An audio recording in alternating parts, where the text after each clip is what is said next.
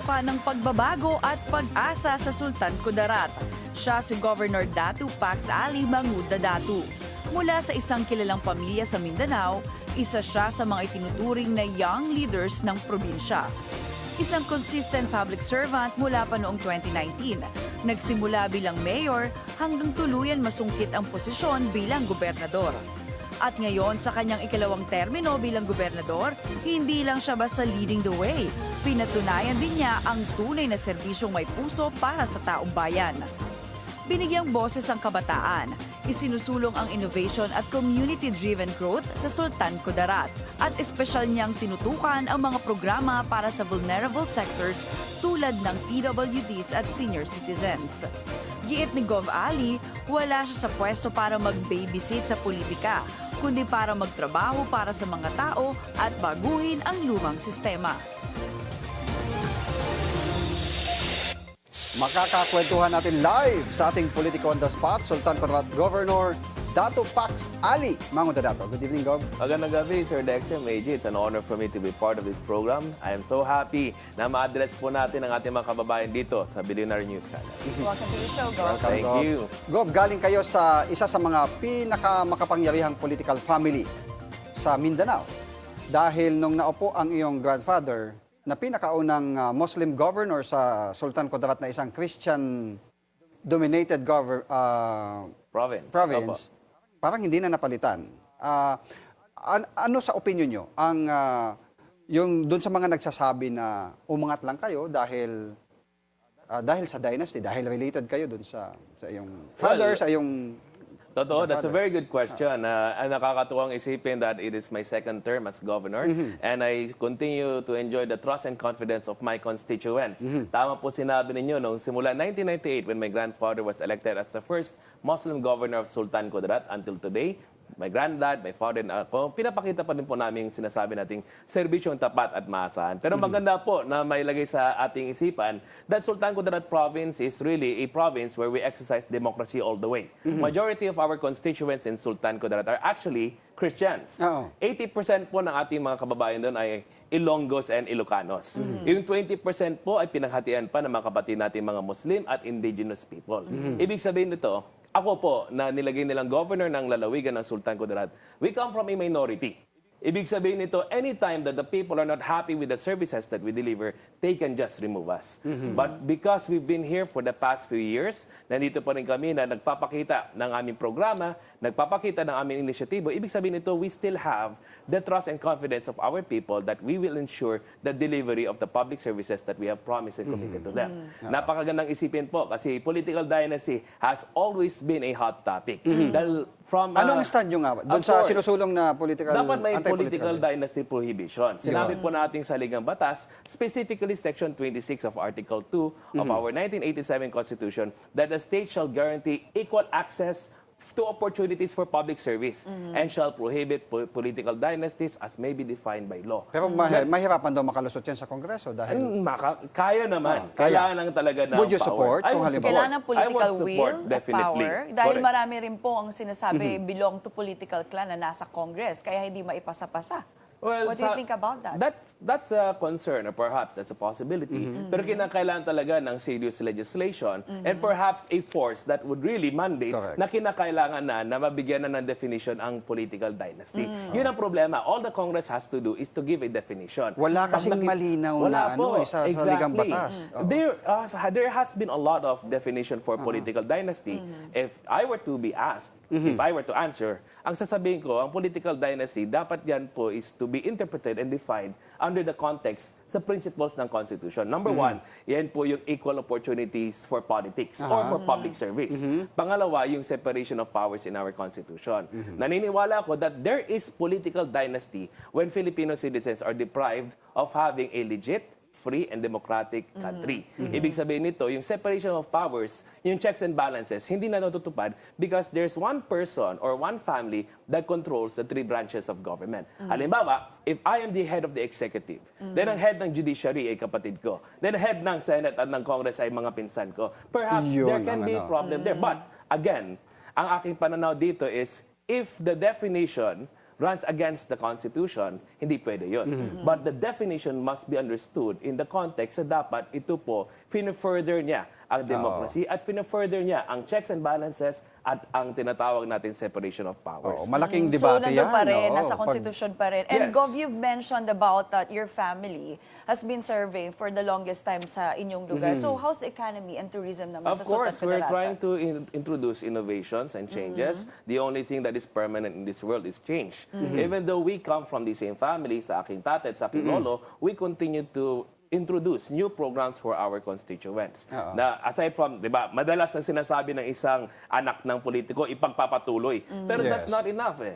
You have to introduce changes as well. You really have to introduce the type of perspective or leadership or governance na hindi pa nakikita ng taong bayan. Maaring nung panahon ng lolo mo, ganito yung sitwasyon, na ngayon sa panahon mo ay hindi na applicable Correct. yung mga I ginagawa always say na nung panahon ng lolo ko, it's all about peace and confidence building. Yes. Kasi nung panahon niya, 1990s, 1980s, magulo po Magulo ang pa. Sultan Kudarat. Insurgents. Yes, at saka nag-aaway-away pong iba't ibang tribo. And Diba? even families, even with your same surnames, nag-aaway-away. So, what can you say about that? Yun din po, tungkol sa political dynasty. Ang lumaban din po sa akin ay yung mga kamag-anak Kamag-anak mo din, oo. Tita ko. And Bakit tito sa ko. tingin Pero mo that's nagmula normal. na nagkaroon na ng paglalaban-laban na There's supposedly nothing- nag-uusap na kayo, hindi ba? Well, Or- that's part of democracy. Di ba? Every single person has the right to perhaps run for public office and perhaps to introduce kung anong kanyang perspective.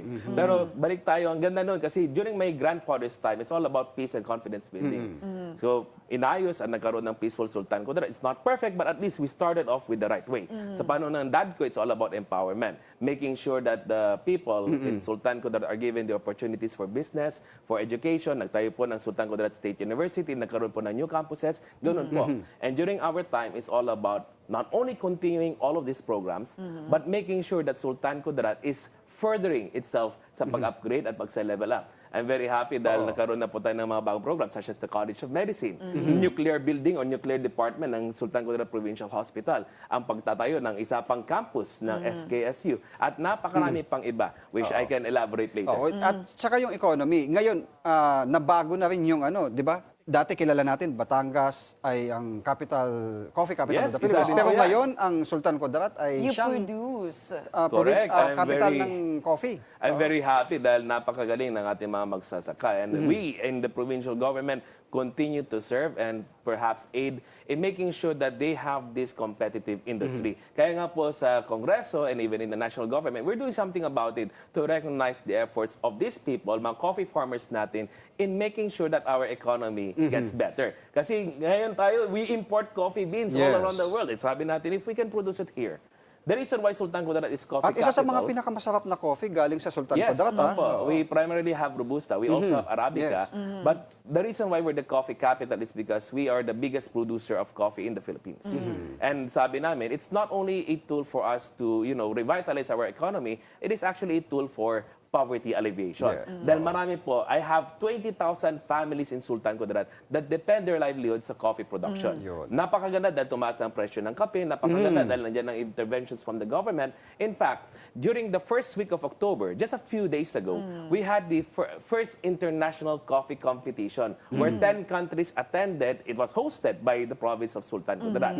So on October 30, meron pa kami isa pang International Coffee Summit together with Nestle and the Department of Agriculture. We're doing this because we wanted to ensure na hindi na po maghihirap ang ating magsasaka. To help the farmers Yes, sa kanilang also. processing, sa kanilang production, and perhaps interventions to make sure Nandun that na lahat sa probinsya yeah, they natin have the gagawin. dignity, Oo. they have all the support that the government can give. Kasi yun naman talaga magagaling ang ating mga tao, magagaling ang ating mga kababayan. The only thing for the government must do is to give them these opportunities and to give them all of these interventions. Trabaho naman yun as our objective to serve and to protect. At isa Alright. pa, ano ko na lang, nakikilala na rin ngayon ang Sultan Kudarat bilang isa sa mga nagpo-produce ng mga tinatawag na green gold o itong agar wood. Correct. Nagsisimula pa lang. Nagsisimula pa lang. It's been there for a long time, but yung actual interventions, nagsisimula pa lang kasi nakikita natin this can be a big industry, not only in making sure that we are environmentally friendly all the way, but perhaps another way and perhaps another aspect where we can ensure na we can be a producer of something big. Alright. Mindanao po, no, kilala rin na bilang mayaman sa mga natural resources. So, pag-uusapan natin yung pagtutroso. Ano pong opinion nyo na panahon na isabatas yung mas mahigpit na regulasyon sa pagmimina at forest protection sa probinsya? Dapat, naniniwala ako that there has to be responsible mining and responsible logging. Hindi ko sasabihin that I'm against all of those. Dahil kinakailangan po talaga ng ating economy, ng ating mga kagamitan, ng ating development, ang iba't ibang industrial activities in the province of Sultan Kudarat, in the entire Philippines. We've been importing a lot. Perhaps we can produce it our own. Ang akin lang is, dapat responsible, dapat balance. Dapat nandyan ang responsible. Kumbaga, nandyan yung pagiging makatarungan natin. Making sure that this will not lead to disaster where many families will be affected. Making sure that this will be more beneficial than it is harmful. At dapat may kapalit. Naniniwala ko, if you're gonna cut a tree or you're gonna have mining operation, may kapalit that is environmentally friendly din. Kumbaga, balanced approach in making sure that, yes, the economy is happy, but our future is happy as well. Kumbaga, as the Very governor... holistic ang inyong approach. Yes, oo. I will not be very blind about the fact na, dapat no tayo dyan, o dapat yes lang. Hindi. There is a middle way where we can all enjoy the benefits that we have in our province. Kasi tama po sinabi nyo, Mayjid, Sultan Kudarat has a lot of potential. Mindanao has a lot of potential. Ang akin lang is we grab and tap those potentials responsibly na hindi natin pagsisihan sa susunod na mga taon. Ayan. Okay, last question. Ano po ang tatak Gov Ali leadership? Of course, meron kami sinasabi na e-governance. Encompassing governance where we engage, empower, and excel. Katulad po na akin nabanggit, we do not only just continue the legacy that was built by my grandfather and my father, we want to introduce changes and innovations that continue to make sure that the province of Sultan Kudarat is productive and competitive. We are not a perfect province, pero naniniwala kami we can be something big. Kaya nga po we introduce new programs aside from the coffee, meron tayong Sultan Kudarat Provincial Hospital. We have 5 hospitals in the province of Sultan Kudarat, all managed by the provincial government na libre po sa lahat ng constituents natin dahil walang cashier. Maliban lang dyan, we continue the mobile hospital na umiikot sa 250 barangays. We will be opening our nuclear department dahil meron na po kaming sariling MRI at PET scanner sa lalawigan ng Sultan Kudarat, also for free for our constituents and for even those outside of Sultan Kudarat. Meron pa kaming nilaunch na bagong programa, which is the Bagong Kamay, Bagong Paa, Bagong Pag-asa, para sa lahat po na na-aksidente o nagkaroon po ng iba't ibang health issues na naputulan sila ng kamay o naputulan ng paa, meron po silang assistance. Prosthetic leg and prosthetic arms, all for free from the provincial government. So those are new programs that we want to innovate, an inclusive type of governance na kung sinabi walang iwanan, ay talagang walang iwanan. Walang iwanan. Kasi At hindi rin tayo iwanan ng ating mga Kaya, manonood. huwag Dahil bibitiw. Huwag kayong bibitiw. At mapapasabak naman si Gov Ali sa paspasang tanungan sa ating online.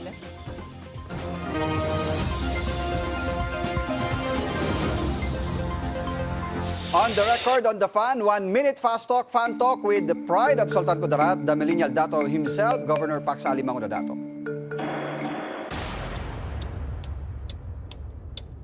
Game ka na, Gob? Yeah, of course. Game. Proceed. Ayan. Kung ang Sultan Kudarat ay isang pagkain, sinigang, pastil o spicy tuna from Mindanao. Sasabi kong pastil kasi madalas ako kumakain ng pastil. Sorry, na-explain ko pa pala. Please Oh, go ahead. Mas mahirap bang magpatakbo ng probinsya o makipagpatintero sa political dynasty rumors? Of course, public service. Kailangan focus ka dyan. You have to give 100%. Kung ang leadership mo ay coffee, ano ito? Brewed, barako o extra strong? Mix, siyempre. Kung pwede naman 101, gagawin natin all-in-one approach. Kung ang governance ay construction site, ikaw ba ang foreman, architect o TikTok foreman na may sayaw? Ako ang maglilid, ako po ang engineer, ako ang foreman at ako ang architect. Kasi yan po ang public service. You have to be on top of the game every time and everywhere. Mas madali bang magpatino ng drainage o magpatino ng trolls? Dapat kailangan mo ipatino ang drainage. Very important na ayusin natin ang problema ng ating bansa dahil lahat po ay nadadamay dyan. Alright, Gov, you've been vocal about peace and unity in Mindanao. Kung politics ay group project, sino ang madalas na absent? Ang madalas absent po ay yung mga peace spoilers na nandyan na ang kanilang hinahangad is politics and not the long-term solution that we're looking for. Kung may peace treaty sa bashers, pipirma ka ba agad ng IMOU mo muna o EMOU mo muna? kailangan na pag-usapan mo ng lahat. I have to know the contents of all of those memorandums. Alright, you're big on youth empowerment. So kung Gen Z voters ay kanta, anong title? It's Giving Serbisyo o Araw-Araw Pax Work? Naku, hindi ako mahilig ng music at kanta. Hindi ko alam kung anong kanta, pero dapat man lang lupang hinirang. Everyone has to love their country first. Okay, complete the sentence ng tunay na leader ay? Ay tunay na leader ay dapat sincere at genuine at dapat inuuna ang bayan bagong sarili. Alright, thank you said. so much, Sultan Kudarat, Governor Datu Pax Ali Mangudadatu.